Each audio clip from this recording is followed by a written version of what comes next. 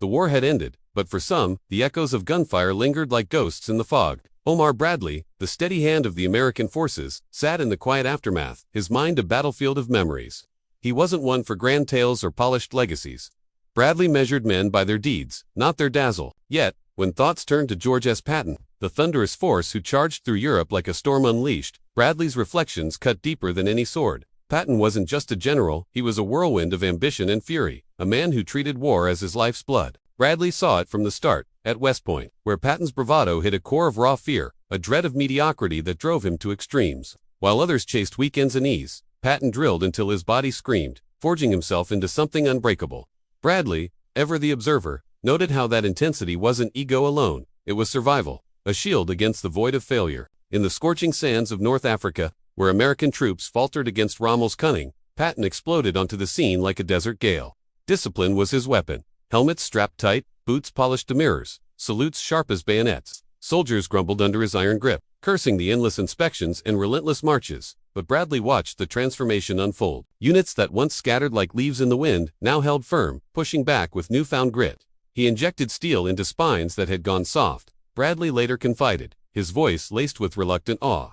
It wasn't admiration for Patton's theatrics, the pearl-handled revolvers, the profane tirades, but recognition of results. Lives saved through order, morale rebuilt from ashes. Yet, Bradley harbored doubts. Patton's fire could scorch as easily as it warmed, and in the heat of battle, that blaze threatened to consume everything in its path. Sicily brought the cracks to light, a campaign of triumphs shadowed by scandal. Patton's Third Army sliced through Italian defenses, but in a hospital tent, exhaustion snapped his control. Two soldiers, shattered by shell shock, what we'd call PTSD, today faced Patton's wrath. He slapped them, bellowing accusations of cowardice. His face twisted in rage. The world erupted in outrage. Headlines screamed. Politicians demanded his head.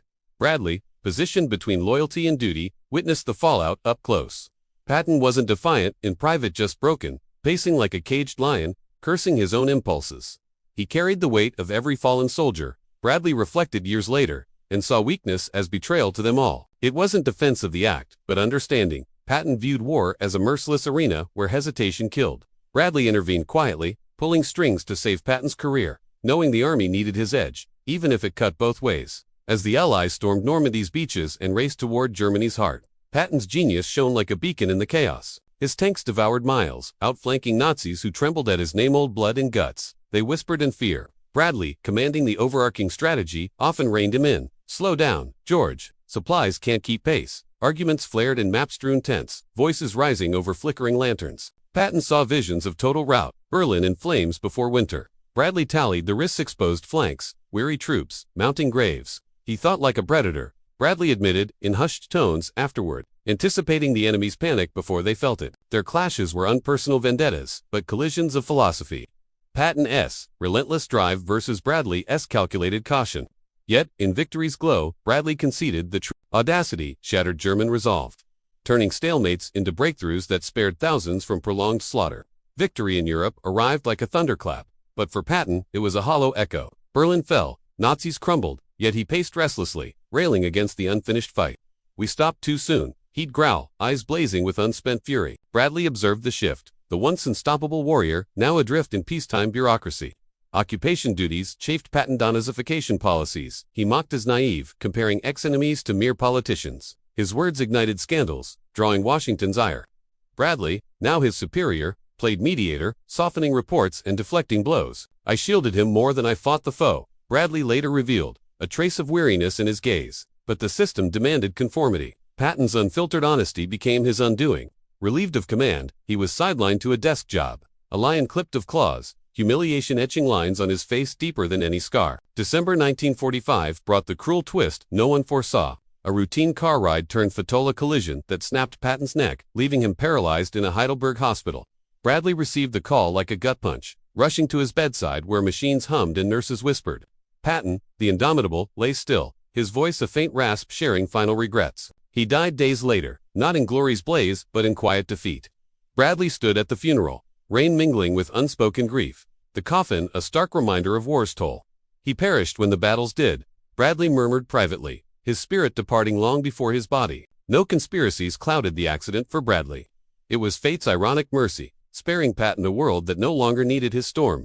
time-polished Patton into legend. Films glorified his charges. Books dissected his outbursts, but Bradley resisted the gloss. In interviews and memoirs, he peeled back layers, revealing the insecure cadet who evolved into a tactical wizard. Patton wasn't born for parades. He was crafted for crisis, Bradley stated, his words carrying the weight of shared trenches. He didn't ignore the flaws, the ego that alienated allies, the temper that sparked infamy. Yet, he highlighted the brilliance, the maneuvers that baffled Hitler, the inspiration that rallied faltering divisions. We triumphed quicker because of him, Bradley confessed, fewer sons buried in foreign soil. It was no eulogy. It was raw honesty, acknowledging how Patton's urgency shortened the horror, even as it isolated him. Bradley grappled with regrets in his twilight years. The survivor's burden heavy. Had he restrained Patton too tightly, reoffended him too timidly?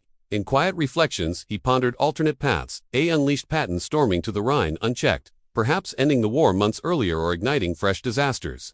Leadership isn't always about speed. Sometimes it's salvage, he mused. Yet, loyalty lingered. Bradley became Patton's subtle advocate, countering critics who painted him as mere brute. He absorbed the madness so we could impose sense, Bradley explained, framing Patton as the necessary chaos in a symphony of strategy. Patton's ghost haunted Bradley's conscience, a reminder of war's dual blade. The man who feared failure, above all, achieved immortality through controversy. His name synonymous with audacious victory. Bradley, the quiet architect, ensured history saw the full portrait, not just the swagger, but the vulnerability beneath. In every conflict, I'd choose him at my flank, Bradley declared, near life's end.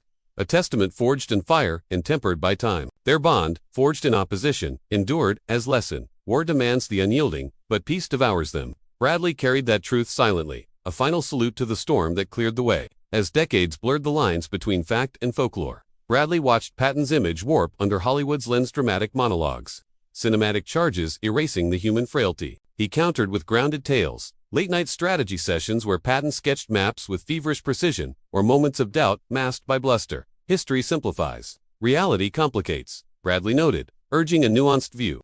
Patton wasn't villain or saint, but a force of nature, channeling insecurities into conquests that redefined warfare. The slapping incidents, once career killers, Bradley reframed as symptoms of unrelenting pressure. He demanded perfection because he lived in terror of its absence. He revealed, humanizing the outbursts without excusing them. In Africa and Europe, Patton's reforms turned green recruits into victors, his harshness a forge for resilience. Bradley admitted his own role. I tempered his blade, lest it shatter us all. Their dynamic was a dance of contrasts, earth-setting fire, caution harnessing fury, yielding triumphs that echoed through generations. Post-war Europe tested them anew, with Patton chafing against diplomatic chains. His provocative statements, likening Nazis to Democrats, sparked firestorms, forcing Bradley's interventions. Peace required muzzles. Patton chewed through them, Bradley quipped later, a rare spark of humor masking deeper sorrow. The demotion stung like defeat. Patton wandered aimlessly, penning memoirs laced with bitterness, his vitality ebbing without conflict's adrenaline. Bradley pondered Patton's ancient soul, misplaced in modern times. He'd have conquered with Caesar, outshone Napoleon, he reflected, contrasting their eras. While Bradley navigated politics with ease, Patton rebelled, his isolation growing. Command's crown is heavy with solitude, Bradley observed, empathizing with Patton's unspoken loneliness amid adoring troops. The accident's aftermath lingered in Bradley's dreams, twisted metal, a broken warrior, gasping farewells. No glory in that end, just abrupt silence. Bradley dismissed whispers of foul play, seeing it as war's delayed casualty. He faded when purpose vanished, he confided, viewing death as release from a In final confessions, Bradley unveiled guarded truths. I withheld support when he needed it most. Not from malice, but duty's grip. He envisioned a longer-lived Patton, mellowed by time, history kinder to his complexities. We robbed him of redemption, Bradley lamented, acknowledging systemic rigidity that discarded its tools. Yet Patton's legacy thrived through Bradley's lendergent, flawed, indispensable. His danger was our salvation, Bradley summarized, encapsulating the paradox. Survivors like him shaped narratives, ensuring Patton's fire illuminated, not scorched, posterity. In that quiet tribute, Bradley honored the man who burned for victory, even as embers cooled. Wars, scars deepened with age, Bradley revisiting pivotal clashes, Ardennes Bulge, where Patton pivoted armies in blizzard hell, relieving bastions besieged. Miracle of maneuver, Bradley called it, crediting Patton's instinct over maps. Their arguments sharpened strategies, Bradley's prudence balancing Patton's zeal. Patton's pre-war life intrigued Bradley. Polo prowess, Olympic pentathlon, poetry penned in quiet hours. Layers beneath the armor, he noted, revealing a romantic soul clashing with warrior ethos. Insecurities from dyslexia and repeated West Point failures fueled his drive, transforming weakness into weapon.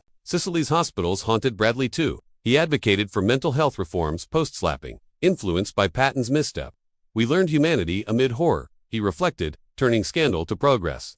As occupation dragged, Patton's restlessness manifested in hunts and rants. His energy Bradley attempted counsel, but words bounced off Patton's armored pride. He sought battles in shadows. Bradley sighed, foreseeing the fall. Demotion's delivery remained etched. Patton's eyes, wide with betrayal, voice cracking. You too, Omar, unspoken but felt.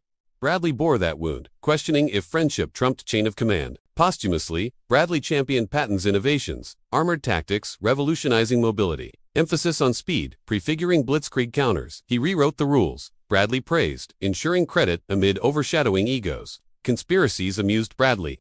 He debunked them with facts, insisting accidents, randomness, mirrored wars, chaos, fate's final ambush. He termed it, finding poetry in tragedy. In memoirs, Bradley wove anecdotes, Patton reciting Virgil mid-battle, or weeping over fallen foes. Not bloodthirsty battle-honored, he clarified, softening the brute image. Bradley's own ascent chairman of Joint Chiefs contrasted Patton's abrupt end, amplifying survivor's guilt. I outlasted, he outshone, he admitted, humility his hallmark. Final years brought clarity. Patton, as war's avatar, necessary evil incarnate. We needed his storm to calm ours, Bradley concluded, a profound nod to interdependence. Their story, Bradley believed, warned future leaders, harnessed brilliance without breaking it. In that wisdom, Patton lived on, not as myth, but mentor through Bradley's eyes.